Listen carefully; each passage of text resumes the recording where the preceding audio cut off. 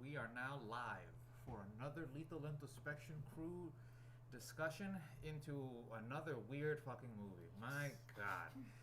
That's why we bring you around, you know that, right? Well, thank goodness. Thank goodness you bring me along for these weird ass rides because this was something else. So today we're going to talk about the movie Mother. And Hannah was really pushy about this one. So I wanted to really figure out what it was that really made you want to talk about this one such so fervently. Well, we've touched on it a little bit. Like, just your initial impression coming out of it is really what I was driving towards, because this movie makes me incredibly uncomfortable. So I wanted to put you through that and then hear you talk about it immediately afterwards. Well, you most certainly you'll get that for sure. All right. Yeah. I think I just kind of want to jump straight into it, just because I've never even heard of this movie before, and I don't want it to kind of wisp away from my brain as as time goes by. So let's just set the scene right away. The very beginning starts off with the fact that we see the face of a woman we never see again, burning in the fire, and then essentially the house reconstitutes itself, and who appears out of the other end is Jennifer Lawrence's character. Who? What is her name? Oh, she does not. She Named. She is. Not named She in is the not. movie. I don't know that there are names really. No, I don't think he ever addresses her by name. I don't think there's. Yeah, nobody ever says it to her. Any of the people in the Am house. I crazy, or does Javier Bardem's character have a name either? No, She they calls just call him. Baby mostly. yeah. They call him. the And poet. everyone calls him the poet. Yeah. So yeah, like brass tacks here. It gets really obvious towards the end of the movie, but it is a pretty loose retelling of the biblical account of creation, right? And all the way up until. Interesting. Where do you get that out of that? I think we're Okay. getting in pretty deep, pretty early right now for you to just jump in with that. Well, okay. Well, no, Like, I'm okay with that. I obviously. mean, if we're gonna start from the beginning, and and do you consider it to be a creation or an allegory of an allegory, a right? loose, a very A loose I would say, allegory yeah. of an allegory. How? Lead me through how you see that. Lead me through your brain picture. How you go about. Well, seeing that. okay, yeah. First and foremost, by the time they get to eating the baby, I think that's like when the subtlety is lost. So, Right. starting at the beginning. That's where you think the subtlety is lost? I feel like subtlety is out the window. Yeah, okay, Much earlier maybe in the 10, movie. 15 minutes before that, sure. But, I mean, that's like when you're really like, okay, I get what they're doing here. Like, it really hammers it home. And then, so watching it a second time definitely helps. This is mine and Hannah's second time watching it. But Oh, so you're thinking the eating of the baby is like Christ's coming. that's and the basically Christ, sacrifice. yeah, and I then his see. sacrifice to people. So if you look at it from the very start, you have what is maybe Mother Earth Okay. as Jennifer Lawrence's character, and then Javier Bardem is God or something.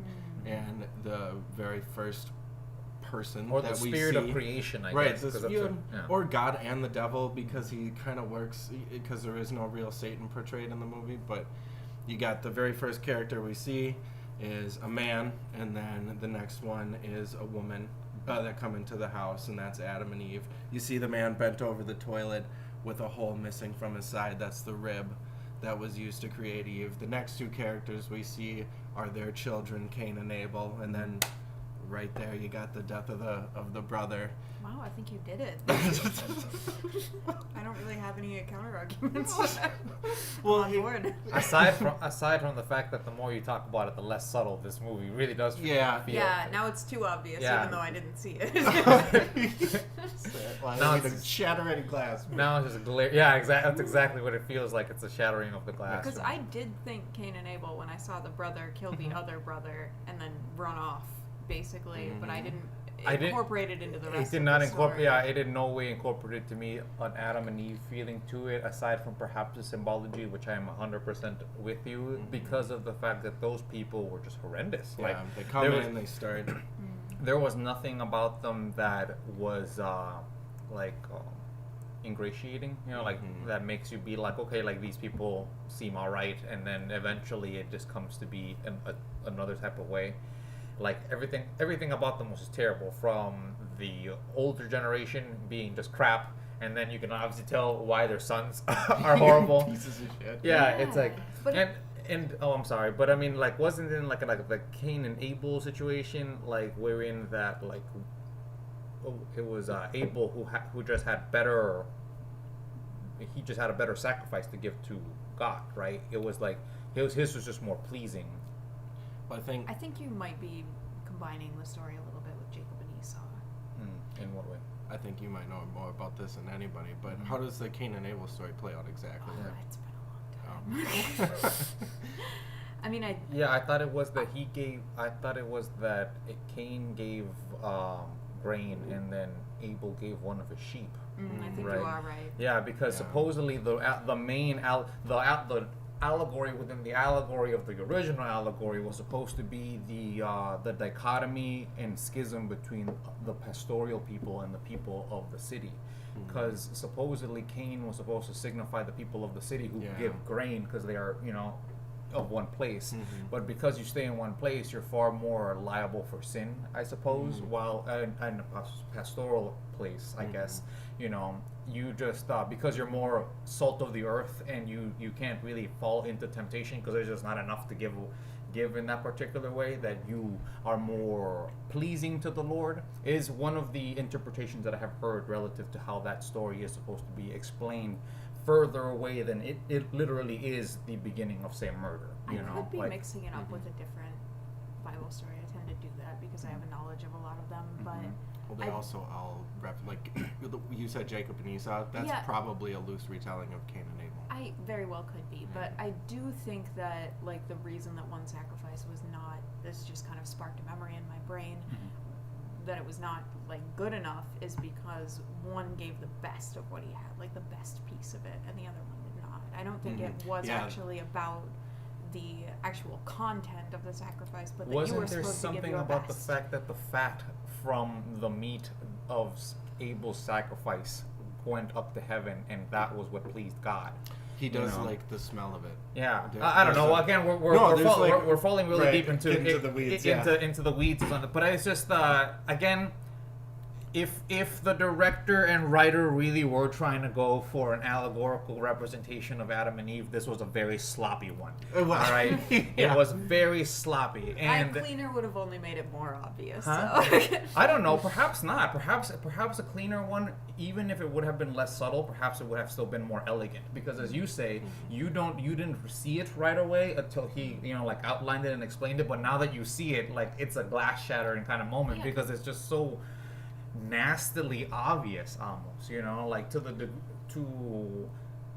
it's grotesque. It's a circus of the grotesque, like that review that we just. Some people are gonna fucking hate this. Yeah, but it's interesting too because we're also like, you call it like a sloppy rendition or like a sloppy version or retelling, but at the same time we're looking at it from an outside perspective now, not reading a story about potentially people that might have been like us. We're looking at it from hypothetically Mother Earth's perspective, and we're like, these people are disgusting, because I even think that's called back to later, like after the whole situation with the baby, Javier Bardem's character is like, we have to find a way to forgive them, like even though they're terrible. Like that's the first thing that I thought about when you compared him to like Creator. Okay, so in this kind of situation, and would one say then that Jennifer Lawrence's character is essentially like a envious Garden of Eden, wherein they like, you were like pre-Genesis, right, where it's just God and the garden, and the garden is like, this is awesome, like we're hanging out, like we're I think the garden is specifically just his office. You think so? Because the very moment that Adam and Eve break the gem, which I guess might symbolize the fruit of the knowledge of the tree of good and evil, he commands them to leave and boards up the doors, saying they'll never get in here again. How much thinking about this did you do throughout the course of the movie? Well, the second time watching it was a lot clearer. This is what we talked about the first time we watched this. I was like, Cain and Abel, and then the flood when the water came, everybody left. I feel like that all happened in your brain because this feels 100% new to me. Well, great. I'm glad we're really having this conversation for the first time. Yeah, you're doing a good job elucidating your this way of thinking about it. Matt. Yeah, because I agree with that too. That sounds Mm-hmm. eerily similar. But I really like where you were going with this idea, what you were saying about looking at it through her eyes, because that's a fun way to take it. Like, it's almost like And that's we're the only outside real of way to take time. it because, Well- I mean, in terms of the movie's, like, directorial perspective and POV, we always are looking at it from the phenomenology of Jennifer Lawrence's character. Mhm. Everything happens to her. Right. Well, So- and I love the idea of her being like a Mother Earth too, from like even like an industrial perspective. Mhm. Like people get here and they're destructive and they hurt each other and they're ruining everything. Yeah, and it's really interesting the kind of when one goes back and thinks about the things that the people who are there actively destroying the house say. Like the guy who's just taking down the boards, and he's like, I just want to make a note. Like we just want to make a note of the fact that we were here. Mhm. You know, it's like they were just destroying not destruction's sake, but they were doing Some it of 'em. to be for memorabilia. It seemed like, and it was really interesting. I guess it does make a lot of sense if you were to like say conceptualize the whole house as the planet, right? Because some people are actively trying to fix it and like still trying to paint, Yeah. while people are still trying to destroy other sections of the house. And even like war breaks out at one point in the house. Like literal Yeah. combat war. Mhm. But Yeah. I think it's interesting too that like the man that was trying to sleep in there when she was like, you can't lay down here, he was like, the poet says this is all of our house, which like in the creation story, God gives earth to men, basically. He's like, this is yours to take care of and yours to tend. But that does make a lot of sense if one were to further anthropomorphize the planet, right? Like if the planet is its own thing and its own being, you know, with its own, say, agenda to a particular degree.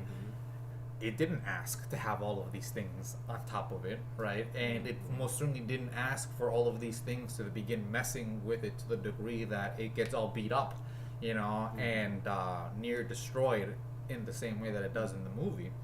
And it's oddly foreshadowed in a very direct line after the very first funeral group of people leave, after the flood quote unquote, when Jennifer Lawrence's character says, I'm gonna go get started on the apocalypse, referring to the mess, but in actuality, like, she fucking is the apocalypse in the end. Yeah, no, that's true. That was when he when she felt her throat and realized she was pregnant, right? Yeah. the oldest The morning after. yeah, the oldest means of being able to tell one is pregnant. That's the best way. You I don't touch know your what the throat. rest of us have been wasting time. And you know, it's really interesting to consider, right? Because I think we can kind of like let our gloves off and just kind of talk about the whole movie from now on, right? In the sense that, like, so this poet guy, right? Even if we want to say he's God, right? Let's is it just a thing wherein this is exactly the same thing that happens every single time? Like, is he just as stuck in this loop as anybody else, essentially? So, Like, he can't help but create. Because that's what he says at the end. It's like, that's who I am. So before we got into like the God thing, which like I think is obviously a lot closer than where I was going with it, but the feelings that I was getting with his character throughout the movie is like I found myself wishing I knew a lot more about Greek mythology, because it's like I was finding myself thinking about like Narcissus and like that kind of thing, because it's very much like he needs the attention no matter at what cost it comes at. Like he needs the praise, he needs the validation, he wants them here even though they're destroying Well, everything. you could lay down that sin on any god's feet, Yeah. right? I mean, like, it doesn't matter which one, because at the end of the day, if you know you're forgiving, you know, near unforgivable creatures just because of the fact that they're gonna potentially just keep worshiping you. I mean, at that point, you're just as much of a prisoner as anybody else in that at that point. So it's even more interesting at that point, like if we're comparing him to gods, then obviously, which we are, but that because we were making fun of him during the movie, that he like wrote his word on like one parchment, but you could almost compare that to like the Ten Commandments, or like, you know, because it was a big square paper with kind of like torn looking edges. I think that was actually almost exactly representative of the Old Testament, like in its entirety, because it's pre-Jesus and it's pre everybody And who do you think his publisher represents then? Oh, You yeah, know, that's a really like, good do you, question. is that like some? Is that supposed to be like a jab at the church? Is that like at that like organized religion to a particular degree? Because if they're supposed to be the ones to publish and spread and disseminate the word, right, which is written on the original, and which was lost, which really quickly fucking lost because like they had like I had it and he's like, no, I gotta hand it to him. No, they put it on staff, and there's like a whole separate cult Yeah. because they're like, The we have stomp. the original. Oh right, yes, that was the Yeah. stomp part of the movie. They Yeah, wanted to turn into a that was stomp when I joke. started to turn to stomp. It's true. Yeah. And even like the occult seeming guy had like his own interpretations Mhm. of it as well. Yeah, and the poet was in no rush to try to like stop people from. Well, I mean, he said that. I mean, like his words are your words now, right? Like that's essentially That's that what was they were essentially saying. like the big credo of the whole situation was the fact that you can take what he said on there to have it be whatever it is you mean. And one of the biggest things, I mean, without ever having gotten the opportunity to read the actual manuscript, you can kind of assume some of the points that he makes in there, and one of them supposedly is to like share in the bounty, right? And how easy it is to interpret that in such a malicious way. You Well, know that's what I mean? yeah, that's exactly what you said. It's God gave the planet to people, and people are crazy. Yeah, he gave it to them in the most literal way, and now like. But at the same time, it's not true though, because I mean, if we're gonna go on it from the perspective, I mean, from the perspective of like say, like Christian canon or like old Jewish canon, right? Like it's supposed to be that God. I mean, like humans are supposed to be like the administrators of Earth, right? Like they're not supposed to be like the owners of it or anything like that. They're just watch over it, like. In the Hebrew Bible, in Genesis, it says, I think it says something like, "All these things I give to you for you." I wouldn't know the exact verse, but I'm getting the impression.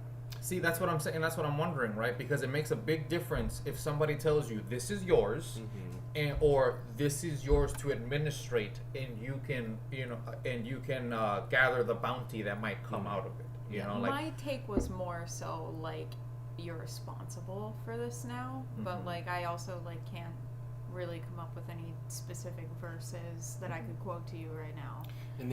In Genesis, I remember prior to Adam and Eve leaving the garden, they were all grain or all trees with fruit-bearing seed belong to you.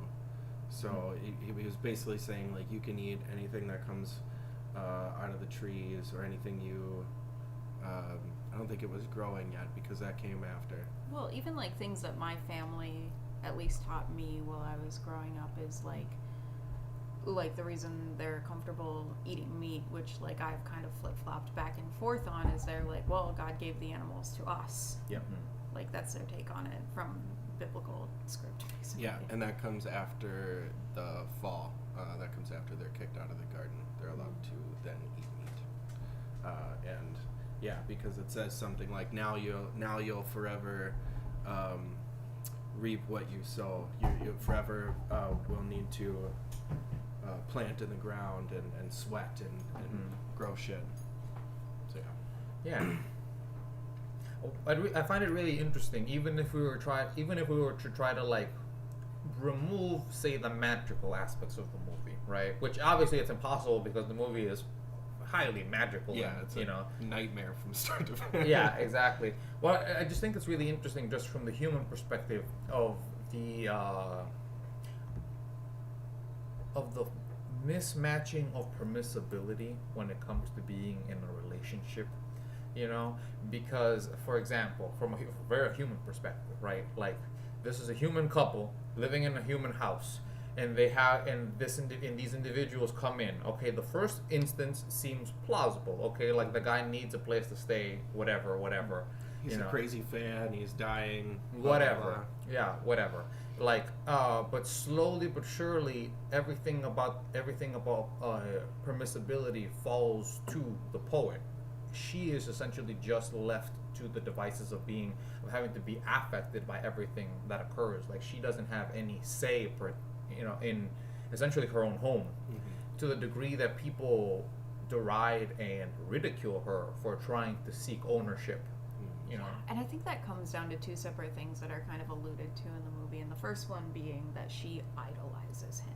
Mhm. Like, she's not one to argue with him. She pretty much, like, even they drop small hints, basically, that she has him on such a pedestal, and he's like, I wanted to be alone, get out of here, you know, like all that kind of stuff.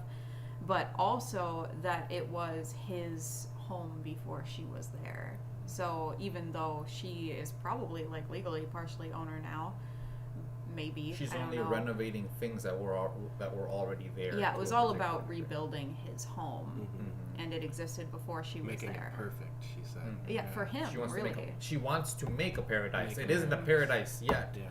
you know, but it is supposedly in the making. Mhm. And I do wonder, does every wife get to keep what she did in the house, or does it reset to a particular place every single time? Yeah.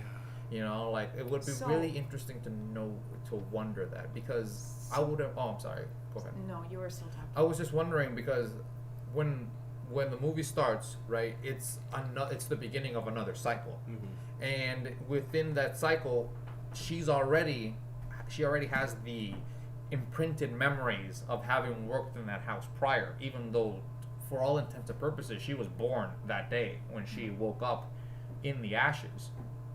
You know, so what I'm wondering is, like, again, I'm sprinkling in the magic last week again, but I do wonder if, like, the poet, like, just resets the house entirely, because obviously that's not true, because he changes the wife every single time, at least a little bit.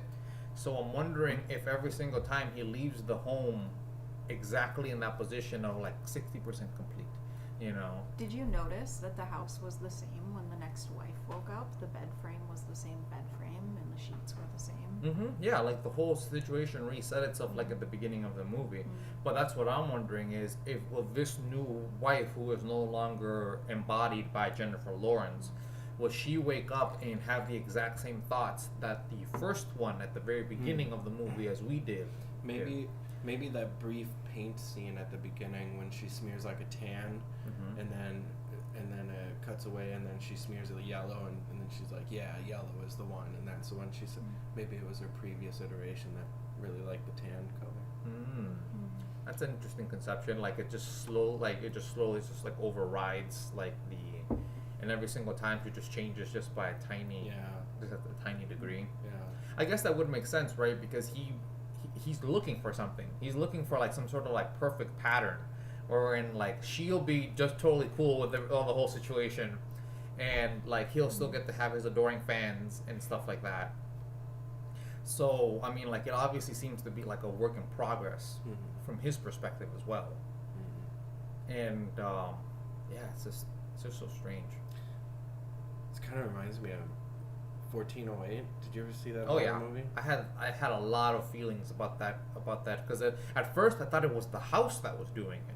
I thought they were being affected by like the spirit of the house, you know, and the house was the one that was beginning to feel the fact that it was being intruded upon. But you know, the movie makes it very clear that that's not where the power actually comes from. You got that from the heartbeat that she was feeling. Yeah, exactly. Yeah, because it seems as though whatever incantation that the poet does has a timeline, right? Like it has a lifespan. There you go. And it almost seems like, if we didn't know better, right? It almost felt like it all happened in one day. Because the only thing that we get to really tell the fact that more time went by is the fact that we assume that 8 months have to go by for a woman to have that big of a bump in her belly, right? There's a day and night throughout the movie, though. I would say, like, even in the end when she's in the room with the baby, like, the food is what done, do they it's eat? light, it's dark. You know what I mean? Like, even prior to that, like, what do they eat? Like, all we they don't see them eat. Yeah, they don't do anything aside from just eat, like, essentially what would be like appetizers. Like they eat like grapes, and they eat like little toasted snacks, like the coffee and things like Well, that. they bring in party food earlier, and like they People- eat what other she people did, yeah. prepared. Yeah. But you definitely that's don't true. see people taking regular meals throughout at all. Not until the Eucharist near the end, Yeah, when when everyone just starts eating when they the were flesh eating of the baby. Yeah. Yeah. That one was just a little too on the nose for me. When both the first and second watch, I was like, oh, Jesus. Like, I get that it's kind of a macabre idea, behind the theology of the Eucharist, but Jesus Christ, did you really have to show us like a chopped up baby? And, being eaten by a bunch I of people? appreciate your ability to look through that, because I feel like during this movie in particular, I'm sure for a lot of people experience these feelings, but I'm like very much a home person and very much into my space.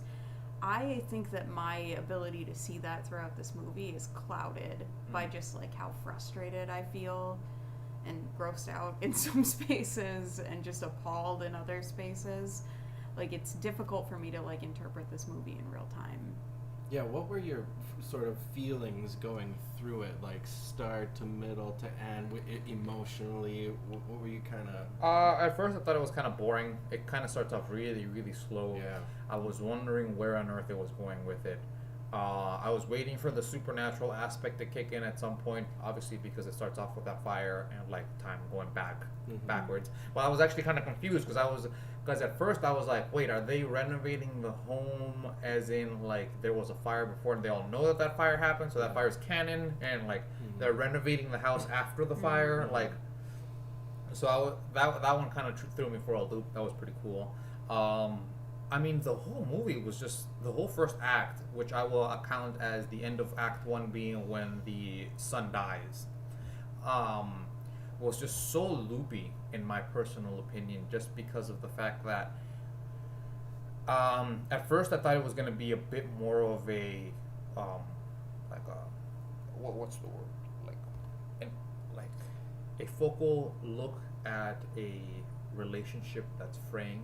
I thought that was that was gonna be like the whole big aspect of the movie, with a little like horror. Yeah, exactly. With just like little light supernatural touches or thriller touches is really what I was expecting, with like the people and like the son like being out of the woods and stuff like that. Like that's what I was kind of expecting.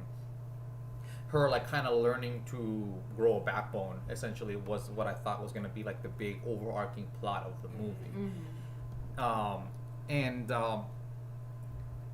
Yeah, so because of that, once that ended, I was just like Hannah. I was just very, very angry the whole time, because I'm not the kind of person to be quiet when I'm uncomfortable, or what.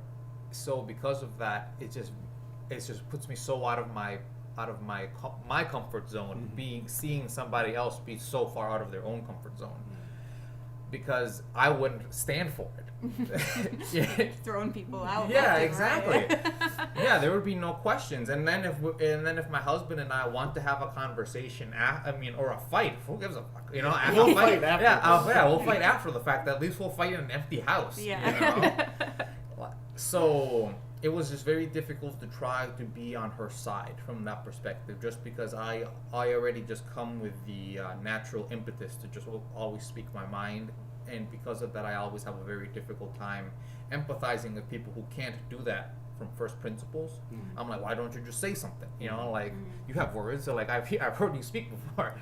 But that was good. I mean, it's really important to watch these kind of movies, I feel, because especially watch the kind of movies with characters that have completely diametrically opposite kind of characteristics from yourself, because it kind of does allow you to see why it is that some people can't bring themselves to be to actually say something. I think I experienced this from the other end, because I am much more outspoken about where I'm at now and much more inclined to like guard my own boundaries, but I used to have that problem where I would just allow people to treat me in any way because I didn't want to make anybody uncomfortable, and I felt too out of place, like making something out of something that isn't a problem to anybody else.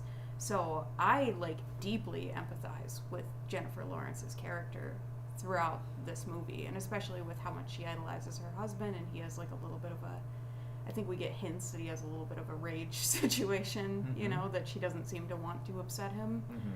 So it's like in her attempt to keep everything peaceful and to be kind to everybody and keep everyone as comfortable as possible, she just gets completely walked over the entire movie. So you're like Max triggered the whole thing. Basically. Yeah, pretty much, yeah. And it's like because I've like learned that lesson, and I've learned that I've had to like make my boundaries up front and to even guard them after the fact. Now, like having been through that, it's frustrating to see that in this movie in the way that you kind of spoke about.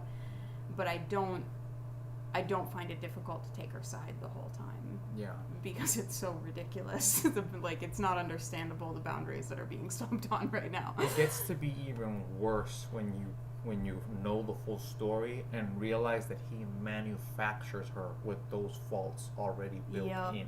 That she's gentle and meek. Yeah, and quiet. exactly. Like, he makes her in that image so he will automatically have a reason to be unsatisfied. Like, there's essentially a game he's playing with himself in that particular way because of the fact that he knows that he knows what he actually would want, but then that doesn't make for a good story. And apparently that's what he honestly wants at the end of the day, since fire can't hurt him.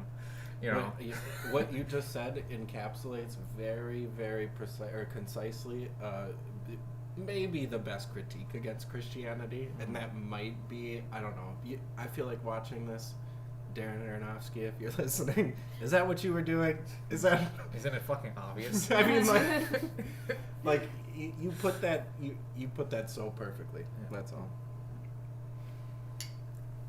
You thought he put what perfectly? No, I thought you put that perfectly. Oh.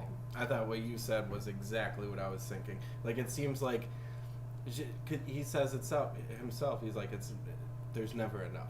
There's never enough. Mm-hmm. I create. That's what I want to do. Yeah. And it's like at the cost of everything that we just watched an hour and a half of. That's what you have to keep doing. You have to do that. Mm-hmm. Yeah. And he liked it. Mm-hmm. I mean, what it seemed like, if anything else, it seemed like that was a well done piece from his perspective, right? Because he got exactly what he wanted, which was essentially another crystallized muse at the end of it all, which was the ability to get that like stone, essentially the homunculus philosopher's stone that he uses to be able to make his wife homunculi every single time. Yeah, if lust was like super vanilla, that's what you get. Yeah, pretty much. Yeah, you get mother. That's what.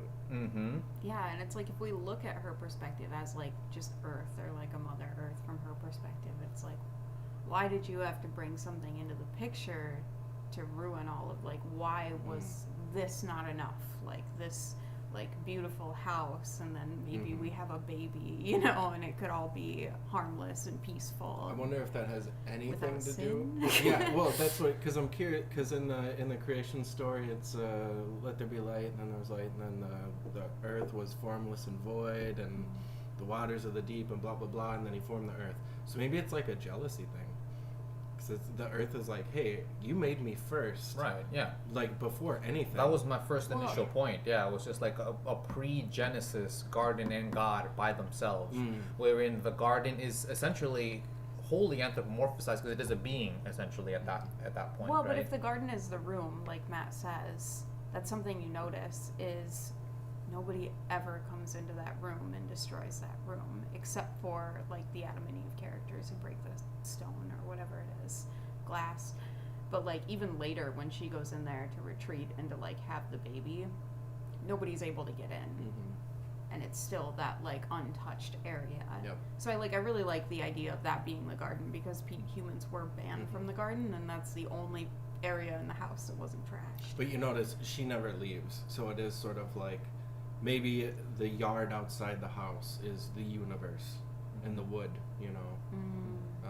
Yeah, she never. Or it's probably more. But people left the house. Right. Well, they came and left, but they went on walks too in the property. Well, God went on a walk with Adam in the garden, but that was outside the house. So yeah, it doesn't exactly fit. It's a little loose. It's a little loose. Yeah. That's why I like the whole conception of the whole house being the garden. You know, like sure, like it could be like that, like is God's nook essentially. You know, where perhaps you could, because I mean, it isn't like the apple of knowledge was all over the place, right? It was in one particular area, but the garden was the entire, you know, the entire place. Like the place, the catalytic place was in just one area of the garden.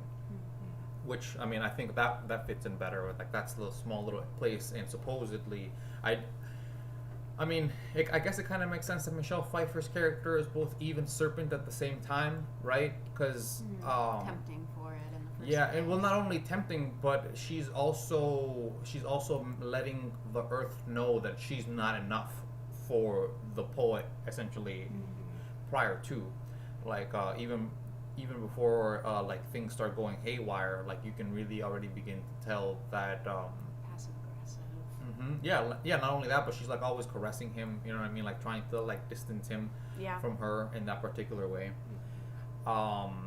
Yeah, it would have been nice if there would have been a bit more of a ending with those beginning characters. You know, because they were there the entire time, and supposedly the beginning, the whole thing that made the movie fall apart was the wake, right? Like she was having the dinner for them because he had just released his manuscript, and that's when everybody came by to celebrate. That was You know, following, the actually. wake was- So the wake... Oh, was that the night after? The it wake was the, like 8 months later, because for the wake, I don't believe she was pregnant. It was after the wake, because that's when the party broke out, and she became pregnant that night. And then flash to 8 months later, she's pregnant. She's making a dinner. He releases You're his entirely right. manuscript. You're entirely right. Yeah, because the flood aspect happens right during that first big party Yeah. when everything still kind of can be contained to a particular degree. I mean, depends on your Well, I mean, your description. well, I mean, of a Okay. contained party. well, yeah, I Holy mean, shit. well, yeah, I mean, I am comparing contained between the first party and the second situation that occurred at the end of the movie, and Yeah. the first one was far more contained. Yeah, that's true. We have to give you that. Yeah, then the second one. I mean, and that one only like a water pipe broke. You Yeah. know, like. Yeah, there weren't executions and firefights and Yeah, Yeah. see, that's something that I just don't understand why they needed to go in that route. You know, because I can understand the fact that they're trying to showcase the fact that within the confines of the house, which is supposed to be the confines of the planet, every kind of atrocity happens, right? From girls being like locked in cages and stuff like that, to then people being like killed. You know what I mean? Like in which again is what made me think the publisher was a representative of organized religions to a particular degree, because she's the one that does it, you know, and she's doing it in a very ritualistic way, you know.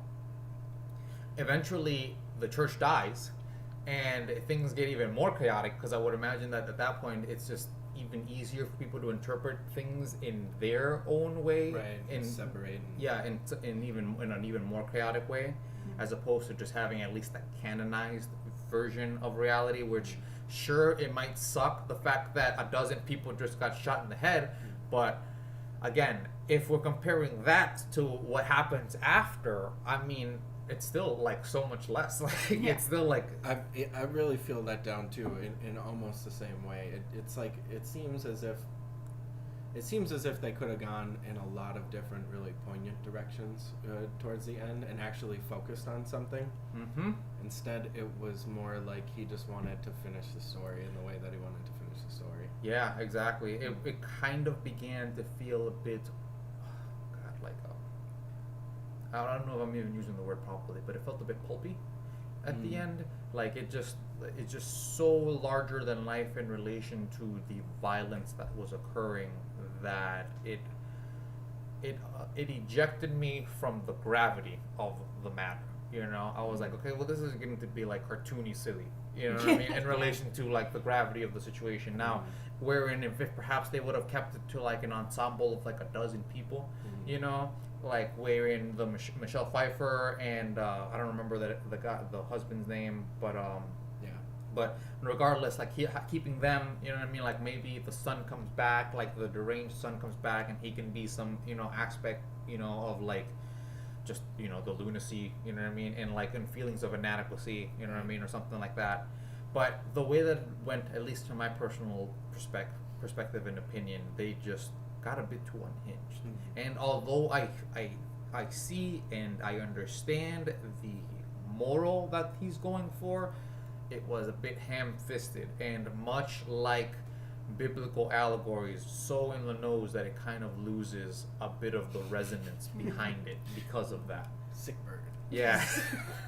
I agree, but for like from the perspective of time, like if the baby is a representation of Jesus, like there probably to make it clear or just to make it not messy, you would want to acknowledge that a lot of things have happened in the meantime. Like, this has escalated a great deal. I agree with you. It gets pretty loopy through some of it. Like, for part of it, like, I was like, where did the cages come from? Like, what's even going on now? The house looks like an abandoned, like, mess at this point. So On it's top how of much that- time even passed. On you top know, of that, pushing even on the it. allegories that he should have, like, gone out of his way to bullseye. You know what I mean? Because you can miss a lot of things in a piece, right? But I mean, like, if there should be a couple things that you want to bullseye, and I would imagine that the Christ situation that you were talking about was probably one of the things that he really wanted to bullseye because of the fact that he went so viscerally visual with it, right?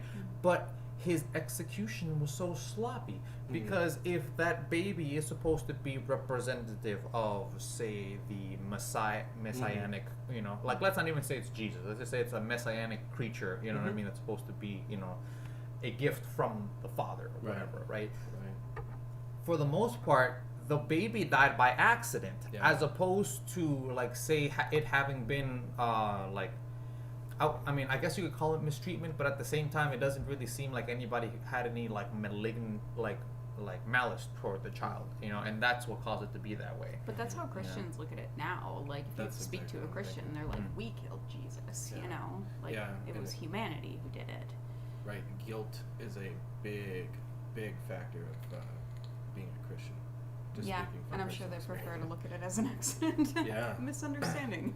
Well, and it's that throwaway line, too, immediately after that Javier Bardem's character says. They just wanted to touch him. They just wanted, you know. Well, they were over-celebrating him. Right. Because he actually died from, like, the crowd surfing incident. Not... Yeah, but like you said, it wasn't like, it didn't capture the Jesus died for your sins sort of narrative. It just, it was... He died because it you're was careless. loopy. It was it was like, oh, it's a baby, and the baby comes from God. You get it? Yeah. You get how that? You You, get it? you get how that you might have heard that once All in your right, life. we're moving along. Yeah. So Yeah, but I also think if we... we gotta we wrap mas- this thing up. It's an hour and 20 in. I also think if you massage that We're already too much, so over then budget with all it's- these explosions. We had to get guns. Yeah. Like, Yeah, you're right. Massaging it kind of takes away. Massaging it too far, I think, would just make it like literally a Jesus story in a different environment, you know. So I kind of enjoy that it's far enough away that, like, at least for me initially, that wasn't totally obvious. But there are too many things to deny the similarities.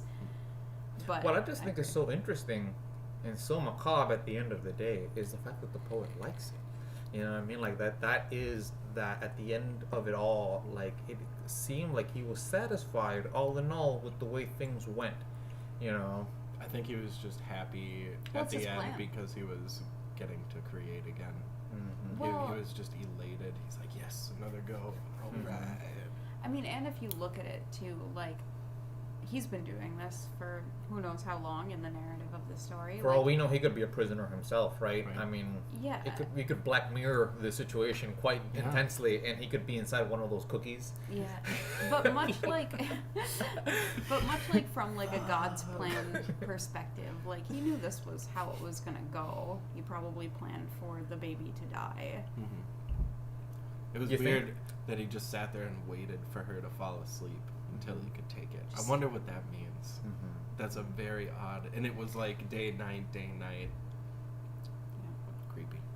Yeah, that was unsettling for sure. Yeah, that is a really good question as to what that's supposed to mean, right? Like, what does it represent for him to just kind of like not burst out and be like, "Give me that baby," you know what I mean? Like, he just kind of waits it out until she's essentially lulled away, or she can't keep her guard up anymore, essentially. This is another argument for the failure to capture some of the poignancy too. Is that when you start to get really play fast and loose with this shit, it creates questions that don't fit the ontology of what you're critiquing. Like, if you're critiquing Christianity and then you throw in other shit that doesn't mesh with how the story goes or what the theology is, it's like, what the hell are you, what is that you're making me ask questions that I couldn't possibly have a foundation for trying to figure out. Which I really, really hope this movie isn't doing, because if it is, that's a hack move, Yeah. Aronofsky. Yeah, that's a hack ass move because you're just trying to mishmash all of these archetypes together and hoping that the Jenga tower that you're creating will allow somebody to be odd enough that by the time that they go home, they're like, well, that was a fucking deep movie, you know? I mean, for me, it's two lanes, really. It's two narratives, and in my perspective, it doesn't fall out completely of either narrative.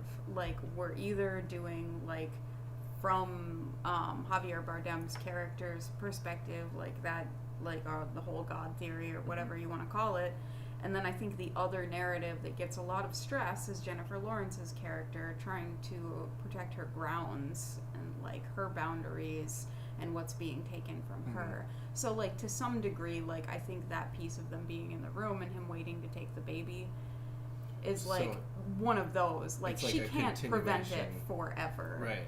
Like, right. you know. Yeah.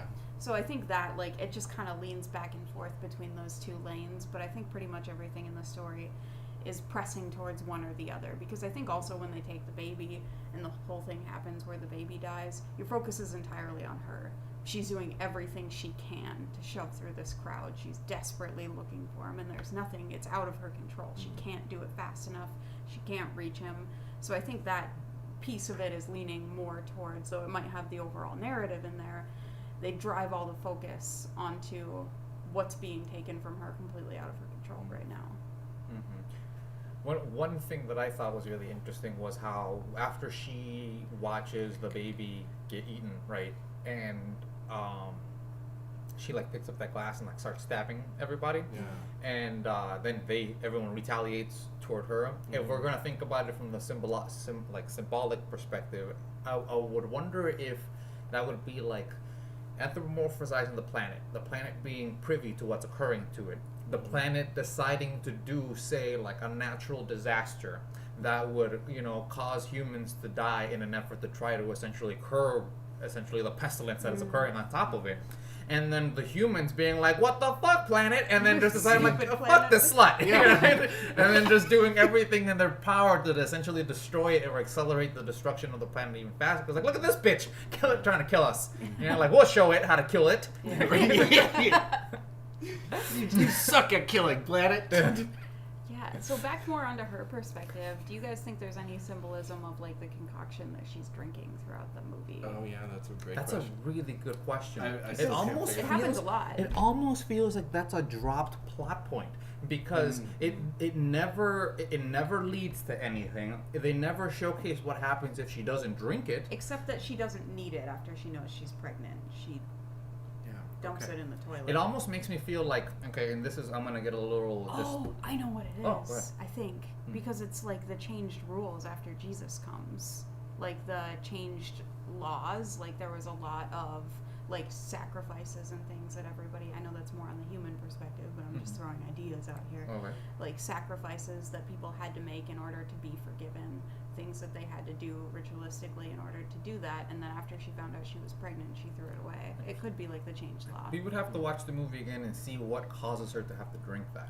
Yeah, it's like I don't she think it gets really explains that. It's like at first I thought it was something to settle her stomach because it was like when she was like doubled over. Yeah, she seems to be in She didn't pain seem to or be something. like. And that's what I'm saying is like if I wanted to bolster your point, right, about that being a ritual, like an old school ritual that one does before the new covenant, right? I would just wonder what exactly is it that makes her have to do the ritual. Like, what is it that tonic is essentially like helping her with? Like, what the only thing that I could think of is like that's like her homunculus juice that she has to keep drinking every time that she begins to like feel like a dissonance. You know what I mean? Because her mind is like layered with the memories of the older wives, right? Because she can see the house burning.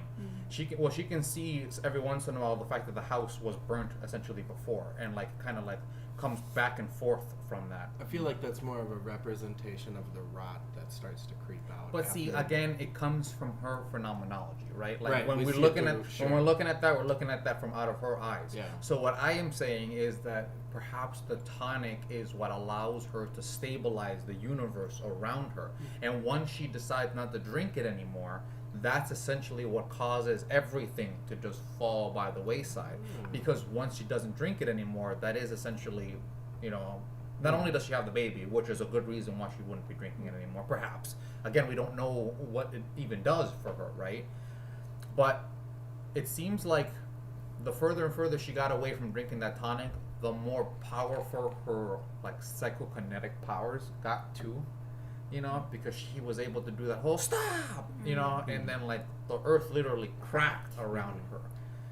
I like that, and I definitely see the themes there, but just as like kind of another theory, I wonder also if it's from more of like a human perspective, like if we're looking at just her character more as a person, like she was not happy through the beginning of the story and she was not doing well. She felt unloved by her husband, like he wasn't prioritizing her, like he wasn't paying attention even before all these problems started, and he was prioritizing himself.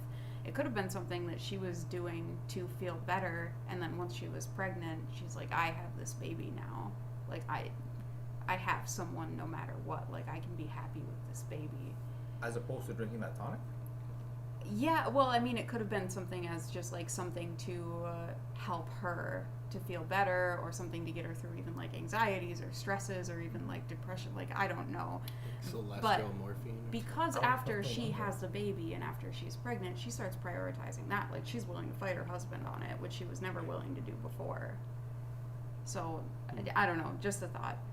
Because it's very difficult to track down, like, clear themes on that. I wonder if something is to be said about the fact that the poet doesn't want to share the spotlight, so because of that, he's very willing to have his son die, you know, but also allow that particular aspect to reverberate into a perpetuation of his own mythos. He didn't seem surprised when his son died. I mean, he was, and he seemed very, very apt and very keen to try to forgive everybody who did it, right? I mean, that even from the perspective of an individual who is naturally forgiving, you would still imagine there would be a grieving period where you would just be repellent of anybody, especially the people who did it. Yeah, and he said that immediately after he pulled up his wife, who was just, like, beaten to the point of not being able to be recognizable almost by these people. Like, she didn't even get a bounce back moment because he was like, we have to find a way to forgive them. Also, who do the police represent? You know, like, who's she calling on the phone in the first half and the second? Yeah, honestly. I get that you're trying to, like, fashion a new story and use or weave all the evils, modern and old, essentially into one. You still have to consider the audience because, like, while I'm watching it, I'm like, call the police. You know. Well, you also have to consider that it's possible that there are some Bible nerds out there who are going to watch this movie and get really fucking confused. Like, okay, I understand that. But what the fuck is the golden liquid? Yeah. Yeah. Why can't you make this an hour and a half long and actually have it be concise and, like, not add unnecessary aspects that are now leaving us completely, you know, in the air as in relation to what it means, you know? Because I really like my idea about that tonic being the thing that stabilizes her universe until she no longer feels like she needs it, and then at that point she begins to essentially almost like the veil drops to her eyes, you know, and once she no longer has that, like, essentially what you were saying, like an opiate, essentially, to a celestial opiate to kind of keep her in line, she begins to see her husband in all his debauchery, essentially, and like all of his permissibilities, and she's not about it. I don't know, I have a hard time because I see such strong hints of that at the wake while she's still taking it. Like, she screams and has to be calm. She tells everybody to get out, and that's, you know, while she's still taking it. Not that, like, I do see the themes you're talking about and I agree with them, but I, like, it's messy up to that point a little bit because it's also, like, things aren't out of control at the wake, you know, whereas, like, you have to lose your shit in I'm trying to make next scenarios. I'm trying to make sense of a mess myself. Yeah. So I mean, anybody that's listening, that can honestly, spell this shit we're out just for literally us trying to grab at threads and trying to be like, is this one of the things you meant? Yeah. What is the golden liquid? Yeah, What did honestly. you, just like quickly, technically, what did you get out of it? Like the lighting being always dark, the the strange use of the color palette being really pastel and dim till the later parts. Like, did anything jump out to you or strike you as compelling when it came to that stuff? Yeah, that it was very boring at the beginning. The set was very boring. You know what I mean? Everything about it was very, very boring up until Michelle Pfeiffer arrived. Essentially, she saved the movie. Yeah. Basically, this whole movie was about Michelle Pfeiffer. Mm-hmm. And I totally thought she was gonna shag the poet. I totally thought that we were gonna come up to a scene where she was gonna like, what's the name of like she was gonna whore Babylon, you know what I mean? Like straight up on to the poet, and then she was gonna walk in on it, and then he was gonna be like, you gotta forgive her.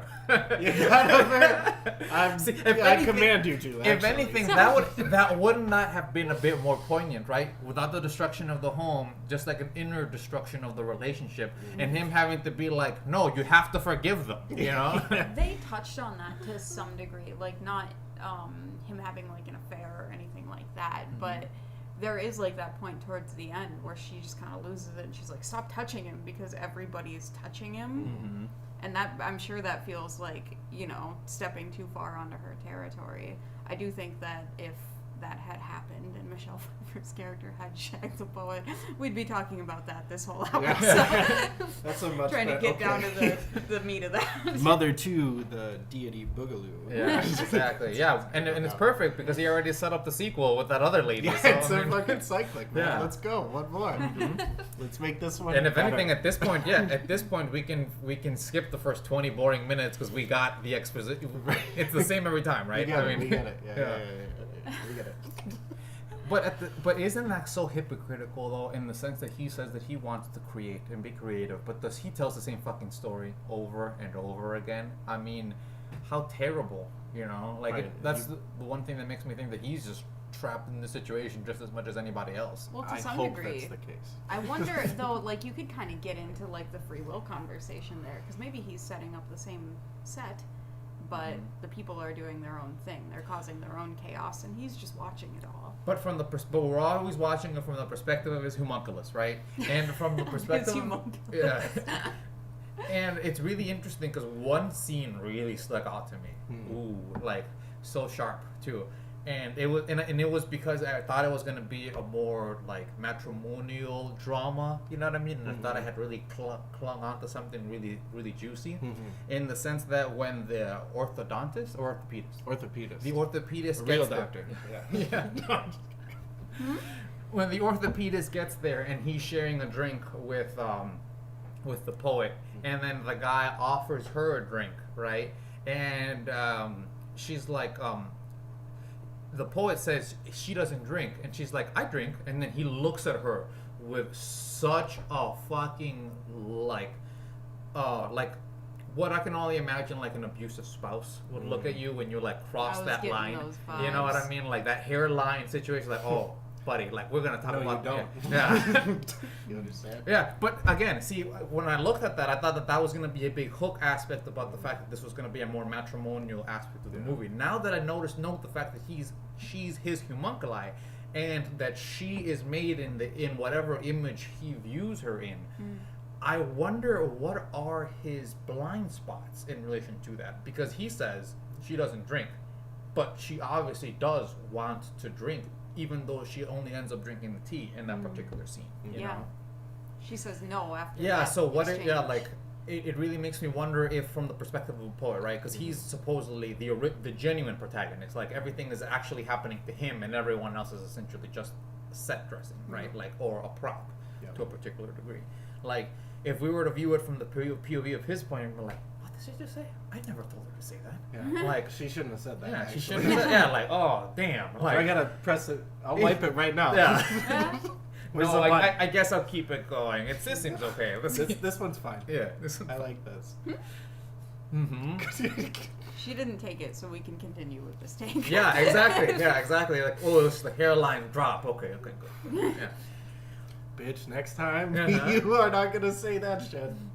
Yeah, it makes me wonder. Like again, because God, I felt like I was watching like a movie adapted from a Stephen King novel, because like it gave so many fucking like of those same exact plot beats I was expecting her to go down to the basement and behind that wall thing to find the manuscript that has all of the situation that is occurring right now written down back there. You know what I The mean? piles of old manuscripts. Yeah, piles of old, and like she's just reading on, and being like, "Wife says this," and then it's like, you know, and Well, that's how King would have wrote Revelations for sure. Who are all these other inspirations? I'm the inspiration. yeah, No! And then it's the staring at the sky. yeah, that is also really interesting. The fact that the publisher always calls her the inspiration, right? Like, she's the inspiration for what? The destruction? The Big- creation? The manuscript. She is the publisher. Hmm? The manuscript. No, She's- the publisher calls The publisher mother. calls. Yeah, I know. I'm saying that she says she's the inspiration for the manuscript. Oh, for his. But I mean, like writings. the content within the manuscript, like what part of it did she inspire? Well, is based what on I'm the wondering. cutscene that we saw that was happening while she was reading it the first time, like the way that he viewed that was like it was this burned wreckage, and then when she arrived, kind of magically or ethereally, Yeah, he the says house, that. and not even just the house, the land Yeah. came back alive. Yeah, he says that in the beginning. Something when he's like, "I found this, and then it rekindled my inspiration to create again," or whatever, which I think is just And he has another kick of that. bloviating. But yeah, Yeah. yeah. But he has another kick of it after she becomes pregnant and after like having all the people around him kind of like to gas him up. Yeah, I'm wondering when every time that they show that CGI thing, I thought like little thing inside of her or whatever, or inside the walls sometimes. Yeah. Like that's another thing. Another thing that was making me think that it was gonna be a more 1408 kind of movie, Yeah. wherein like the house is the presence, Yeah. you know, and everyone else is like subject to it. I thought that like that was showcasing like the rot within the house, like the house can accept a happy home, you know what I mean, or an okay home, but the moment like there is like any form of disturbances within it, like the house will just like accelerate, you know what I mean, So itself. what was that? Was that That her sounds good. love for him that was hurting her? I'm thinking that's her or- homunculus philosopher's stone slowly rotting away. Yeah, but then we're talking about the same thing. 'cause Not you in the said- FMA universe, or the other universe. Yeah. This is that's her whole purpose. we're going really. on Brotherhood, can't I mean like It's purely Brotherhood canon. yeah. Well, that lust was not sexy enough. She should have worn more skimpy clothing. As Michelle Pfeiffer very aptly told her. Yeah, come on. The lady's like pushing 60 and she's still a fox. Just- Wait. You can do better than this. Indeed. Indeed. So I'm wondering, again, it's like, what it, like, because Michelle Pfeiffer is the one that plants the seed of doubt in her about the fact that the house isn't enough, right? Like, you should be making babies, you know, because all of this is just setting, She essentially. said that's what holds a marriage together. Mm-hmm. Yeah, and... Bullshit! No, I'm just kidding. I don't know. We're doing okay so far. And you?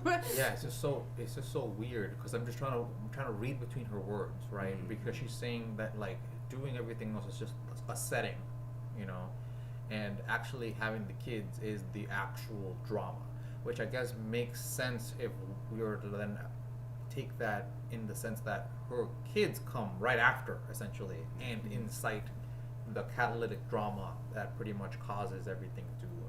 Because if that guy hadn't died there, he wouldn't have been inspired to rape his wife, to then make her be pregnant, to then have that dichotomy of life and death, essentially. Can we call that rape?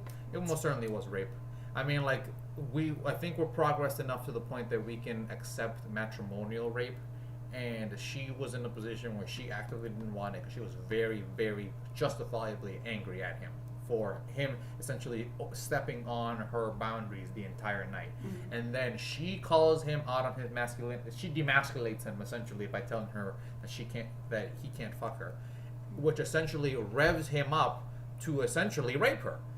The fact that she eventually does submit to doing so does not remove the original intent, which was him forcefully trying to have sex with her, because he was going to have sex with her no matter what.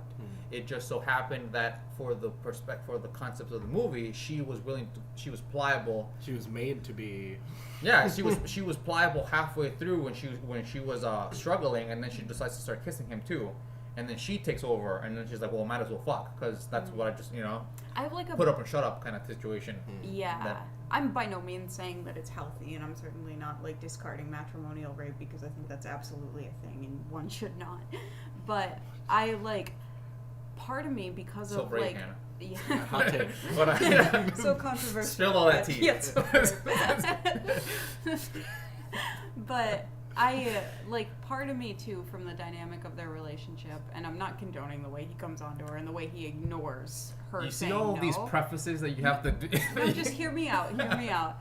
But like because of the way that their marriage works, and she adores him to like an unhealthy extent, I think he knows that she won't keep saying no to him. You know, like I think he knows she wants to and she will because she Because of does. the She's implication. constantly Because trying of to the get. implication. Yeah, because of the implication of his anger. All right, yeah, I'll just yeah. discard it. No, that's a fair take. But then I'm even I'm more not saying what curious- he did was cool by any Yeah. means, but like I don't know. I don't know. I'm on the line for calling it like outright rape. It was matrimonial rape. I mean, we can rewatch the scene, and anybody who's listening right now, rewatch the scene and pretend like Jennifer Lawrence never stopped struggling. You know, because he That's wasn't a going. game changer. Because he wasn't going to stop. That's the thing, right? Therein lies the differentiation in intent, right? The rape began from the moment he walked over to her with the intention of essentially overtaking her. That is essentially when the rape began. Yeah, it sounds like you're making a lot of assumptions on intention. How exactly is what more assumption can there be made when the last thing she said was a demasculating thing to him, and the very next thing that he did was try to assert his masculinity by trying to essentially climb on top of her.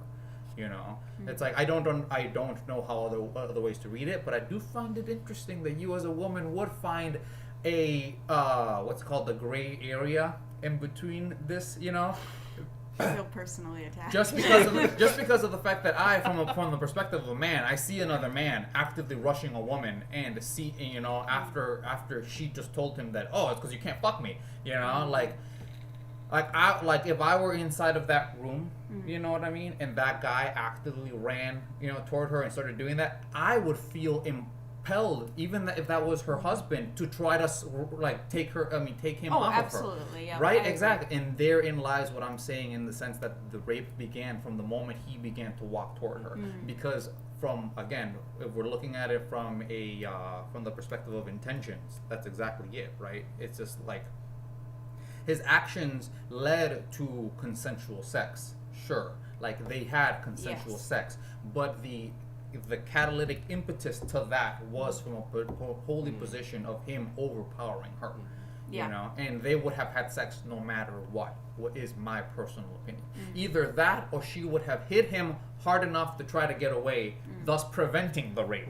That's the only, those are the only three ways that I can see. Sure. Either she submits willingly and she overtakes it, so then it becomes such a blurred area that it doesn't even look like rape on, first viewings or even second viewings, or she gets so far away that now the poet character looks like a rapist, so now you can't actually use him as like a... And in a marriage too, I think it can be like think- you can feel like, well, there's not anything I can do about it. It's not like this is a stranger attacking me on the street and like giving into it that way, which doesn't make it any less. Which is rape. why I wanted to preface it with matrimonial rape, because there's, But there's this is different- complicated. Yeah. So even weirdly, like, is this analogous?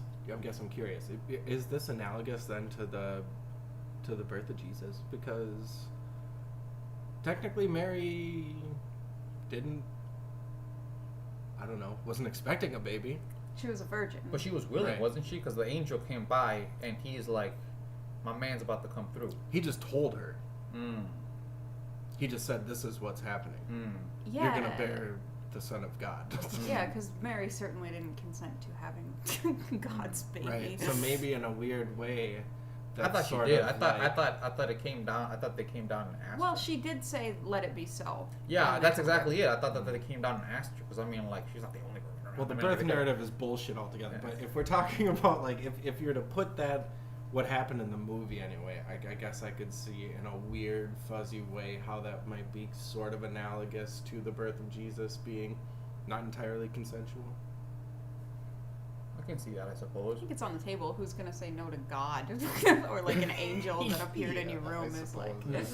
Yeah, I mean, yeah, it's tough to say because that one doesn't click to me all that well because just like you said, I mean, Mary knew that she was gonna have a baby from God. Like an angel came down and be like, hey, no half stepping over here. You're gonna have God's kid. You know, in this situation, poor mother lady over here, she thinks that she's married to just a cool guy, like a cool older guy. You know, like that's He's literally artistic. yeah, like that's literally all she knows about him. She doesn't know that he's supernatural. She doesn't know anything about the fact that he's got a little bit of a hot Latin temper. You know, because he's obviously from the Mediterranean. By the look of him, you Yeah. can tell. You can tell. And that's essentially it. So because of that, I mean, she's viewing them from the perspective of a human and a human, right?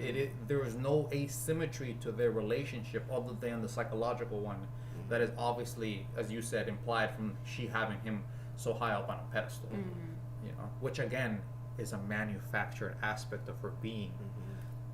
Which raises even more questions about why any of this should make us feel any certain way or another. Because Yeah, honestly, because if all we're watching is the poet play with dolls, with his toy things, with his toy things, at the end of the day, it's like where exactly is it that the human emotionality can even come in? Like, I get the critique, but you could do it in 20 minutes with like a essay or a decent,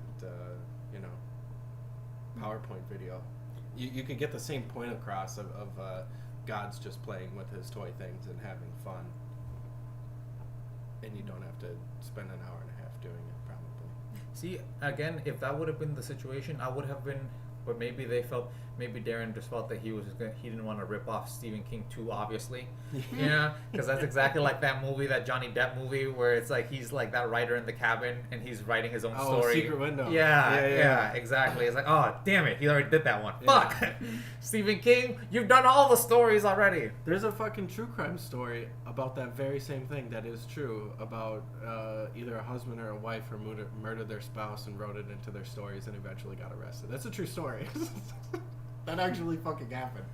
Stephen King is not so crazy as we might think. Well, I mean, he reads a lot of like eulogies and like Nice. crime report and stuff like that. That's how he gets a lot of his inspirations from. God, what a fucking crazy. When I was in art school, what they used to say is nothing is original, so hide your sources very well. Yeah. That's very So- true. So true. We can sit here and point fingers at where it came from all day, but we could do it all day. Yeah. Hey, for sure. And at the end of the day, all I'm really looking for is just a tiny bit more clarity, right? And just because of the fact that I felt that Darren had big ideas, and I respect him for the fact that he wanted to put them on the screen. But I think that maybe he should have had one or two extra people in that editing room being like, let's just cut, you know, just a couple things, you know, like. Yeah, I mean, I certainly wouldn't say that I don't think this should have been a movie because this movie is an experience. That's why we showed it to you today. For sure, and It's that's an what we're talking. unforgettable movie. That's what we're talking about it for an hour and 15 minutes so far. It's most certainly there's certainly plenty to say about it, but at the same time, there's a lot of sag in it. I feel like, for example, Sag is a good word. yeah, like for example, the Lighthouse movie we've seen, and anybody here can go back and re-review our discussion on it. That movie had a couple archetypical themes, such as the Promethean angle, the Sisyphean aspect of it, and then just the true crime, you know what I mean, the true crime aspect and the purgatory aspect. You know, like there was like four little playthings all at the same time, and they kind of mix and match between those four all around. You know what I mean, and that was it. With this one, it is concerning to my mind the fact that Hannah, an individual who was raised deeply into Christendom, would automatically first go with Greek mythology when thinking about the potential connections to this movie, you know, as opposed to what, after you spoke, you know, said it to us, is such an obvious in your face, you know, allegory to that one particular thing. It just, to my perspective, showcases the sloppiness of the execution. You said ham-fisted earlier, and I think that's perfect. Yeah, I think that's exactly the word. Yeah. and I'm really happy we got to see this movie.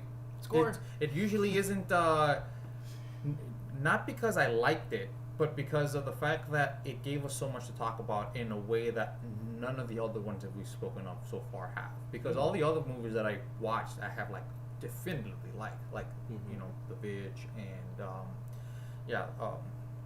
pretty much every single other movie that we have in our catalog right now. This one, I don't think I actually liked it. Yeah. I don't think I liked the movie, and I didn't like it because if I were to sit down and rewatch it again, I would again just feel angry about the fact that I know that I'm watching a doll, and I know that I'm watching a doll that is set up, essentially wound up to be a particular way, but that particular way is unsatisfactory to its creator.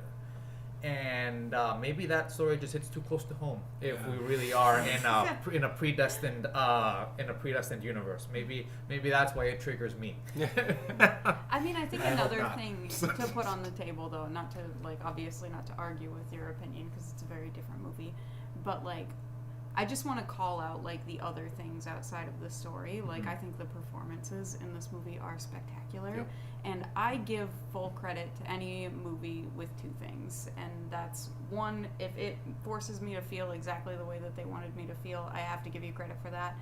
And also, if it is not forgettable for me, I have to give credit for that. So I guess I'm probably right on the fence What between is your- both of you. What is your conjecture as to what you assume they wanted to make you feel? I think they want you to feel uncomfortable. They want you to feel a lot of discomfort, and they want to feel because I feel violated watching that movie. Overbeared down. Yeah, that movie makes me feel violated, and I think that's the most appropriate word for it, for me at least.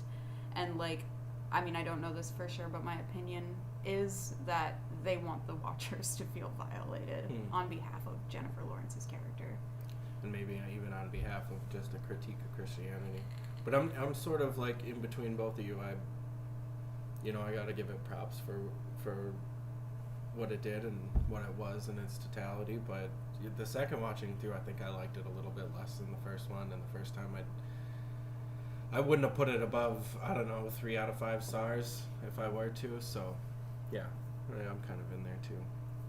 Yeah, it's you're entirely right. I mean, the performances were great. Everybody with what they had to work with was wonderful. Like I said, I mean, for me to be able to cement that one little look, you know what I mean, from Javier Bardem when he was talking to her. Again, I feel like the movie, they had such a star-studded cast already with Michelle Pfeiffer and the dude that plays her husband. I can't remember his name, but I know he's a wonderful actor as well. I've seen him in a bunch of stuff. Yeah, between them, Jennifer Lawrence and Javier Bardem, I thought that was going to be the movie. You know, I thought that it was going to be a movie of these guys slowly encroaching into her house and parasitizing not only her husband away from her, by making her feel even more alienated. Yeah. But having it be once she had the baby, they would also overtake the baby, you know, and she would just And essentially parent it even. Or yeah, something. exactly, and she would just be put entirely apart because Michelle Pfeiffer's like, well, I've already had 2 kids. I know exactly what to do. Don't worry about Yeah, it. it starts Yeah, like that. exactly. Yeah, and I thought, see, again, that's exactly where I thought it was gonna go because she's like, okay, she's gonna be the mother figure, but because of the whole Spike limeade and stuff like that, supposed to showcase that she's a corrupted individual from that perspective, and she's not gonna be a good example to the kid or whatever, you know. I thought it was gonna be a more insulated piece than that. Well, Which that would have been unforgettable as well. Yeah. Well, that movie might exist. Yeah. I can think of a couple that sort of similarly fit the bill, so we could throw one of them on the list. For Cut sure. it Stay down. But tuned, listen, listeners, we have some ideas. Yeah, well, we most certainly do. Our list goes long. But again, I was just to workshop, you know what I mean? Because I don't want to end it with just saying I didn't like the movie, if the movie is a bunch of blocks on the table, the blocks are awesome. It's just that the way that this dude happened to put them all together, I wasn't particularly too keen on. But I can most certainly see how if we brought them all back down, you know what I mean, to their foundational chunks, I could build something from my personal perspective using everything he's already put forth on the table to make something that feels more satisfactory to my palate. There you go. Yeah. Yeah. That's essentially the only thing, which again I give credit to the movie for because it at least leaves enough it had such a large artistic swath, you know what I mean, that I can still pick off something, you know what I mean, that I could have been like, yeah, this is a pretty good color. I guess I could work with this one, you know what I mean, from that Yeah. perspective going forward. And I feel like I think the feedback is awesome, honestly, and I think it's really like that's a perspective that you bring to these conversations that I really enjoy, that not a lot of people do naturally. That it's like, I like this movie, I would have liked it more if it did this. You know, it's just interesting ideas to think about. Yeah, and keeping the same allegories and everything, because he still could have been God. He still could have, everything could have just worked out exactly the same, but there could have just been more memorability when it came to, say, the side characters. Because it just got to be so over glutted with people that it just got to be just a huge, just a wave, you know. Because I thought that dude, that black dude with the glasses, you know what I mean, that was there initially. I thought he was gonna play a bigger role. I thought he, you know. It seemed like he was. It seemed like it, right? There was so many hints about things that seemed as though they were thinking about going in that direction, but they're like, no, let's be more fantastical. Like, it just kind of seemed like every step of the way they were like, we can make people more fantastical. We can be more fantastical. And it undercuts what just came before it. It's like, why even include it then? Why put it in there? Mm-hmm. Yeah. It really, it feels so strange, because if anything, right, I personally find that the movie could have just as easily started at right on the moment that she is like making that dinner, or like the day before, like right when he's like making the like we don't know why he just had this big revelation and he just got this like creative piece, but everyone loves it, and like she's just trying to be with him alone, but then everybody just begins to clamor on top of it, like it would happen so much more sudden, you know what I mean, than the slow build initially, because again the movie set expectations for me that it then pulled the rug under from, which although sometimes that could be to the credit of a movie, Sometimes. when the movie is setting itself up to be strong from that perspective, which it just pulled the rug from under, everything else to my mind just feels weaker after the fact, because it just kind of feels like, okay, so you couldn't hack it when it came to like the more like slow burn, like character piece kind of situation. So now you have to be more bombastic with the macroscopic like critique of the whole world kind of thing, right? That's a common critique that I've had of like horror movies, is like they build up anticipation and then they set your expectations really high, and then it almost seems like once they do that for the first 3/4 of the movie, then they're like fuck, like what do we do now to do like justice to this? And then the end of the horror movie's a big mess, because they're just like throw crazy things at it. They make it really overwhelming, and they bash the story in It's the like process. the Stephen King problem in a nutshell, kind of. I mean, even like on a level farther, like I do a lot of digging in to find interesting horror movies. I would say 90% of them at least do a semi-okay job on the anticipation, and the end's a mess. Yeah. So that's what I'm always looking for, is like a horror movie that ends well. Yeah. So this is kind of a hybrid then. Somewhere in the middle, yeah. Yeah, I mean the beginning works just so much to its detriment. It's just the beginning of the movie just really is the thing that just bums me out, because I was so expecting a different movie, and maybe that's my fault. Perhaps it's my fault because I've never seen too many of his other films. Well, we but also brought you in knowing nothing. Yeah, It's a good thing though, to some people's perspective, because that's a quality that I look for in other movies, is like when I start watching the movie, and even halfway through, especially if it's a horror movie, Did you happen to I text hope I Kimmy? can't guess. I did. Yeah, okay. Like I hope I can't guess where it's gonna go or what movie I'm gonna be watching. Yeah, I was a bit more expectant on another gaslighting movie. Yeah. That would have been more expected, yeah. Yeah, that's exactly what I was more expecting. Again, I was expecting them to intrude on her life even further, to like go deeper into the whole like these strangers are overtaking, like essentially parasitizing your husband away from you slowly but surely, and he's willing to do it. You know, like he's like so low key over you that he's like slowly being allowed to essentially be overtaken by these other people, to the degree that he gets seduced by Michelle Pfeiffer's character. You know, And the husband. And the husband to say, yeah, let's say the husband's a cuck, and he like totally lets the poet like have sex with his wife. You know what I mean? He wants a kid, but he can't have one. And That would call in other Bible stories. Oh Jesus Christ, we're going too deep. I do want to call out though, like the clear gaslighting, I did want to make one comment about it in the movie, especially at the point where he invites the couple to stay as long as they like, and she was like, why would you do that without asking me? And he said, I didn't think it would be a big deal. Like, that, it triggers me, that sentence. I don't know why you're all pissed off. Yeah. Just relax. There's Also- a lot of gaslighting from Oh. Michelle Pfeiffer's character as well. Not only, yeah, but I mean, again, Javier Bardem just does such a good job with this facial animation. You know what I mean? With this, like, just his non-verbal communication with his Yeah. face. Because the biggest gaslight to me was when she had the baby, right? And he's like, oh my god, it's so beautiful. And she's like, did you make him leave? And he's like, what? They don't have anywhere to go. Yeah. I They wanna literally created this place and brought them all. They want to see the baby. Yeah, it does feel like See he's the baby. pretty consistently or even constantly belittling like her plights and her pain through the process of it. Yep. Or making them seem like they're not really anything at all. But that's marriage, huh? Hey, what do you do? Gaslighting isn't Yeah. a thing. You made it up. Yeah. Because you're fucking crazy. Is what he probably says to him, his homunculus at the end of the whole situation. Every single time. Yeah. Yeah. I just need you. Yeah. Yeah, it really reminded me that very end scene reminded me of the new Watchmen. I don't know if have you guys gotten a chance to see it? No. Yeah. But it's awesome. There's just this little snippet in it where Dr. Manhattan essentially creates a whole new world. He creates his own Garden of Eden, and in it he creates two humans who are supposed to be like genetically only positively predisposed. And they love him infinitely, and the way that he explains to the character he's speaking to is like their love was infinite, but because of that it was unsatisfactory, so I had to leave. So, Oh my god. Perfect. yeah. That's exactly. It's And like like- they watched this movie right before they wrote that shit. Yeah, and I think with Exactly why we don't come on too strong in early relationships. Yeah, exactly. Mhm. Hot take.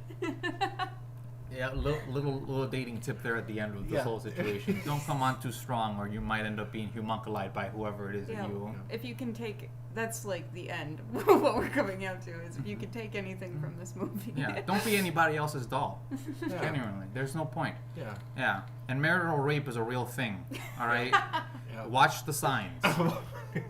It could be happening to people you know. Oh Jesus Christ. And with that, have a good day Oh, yeah. and a good night. Yeah, good night. Right.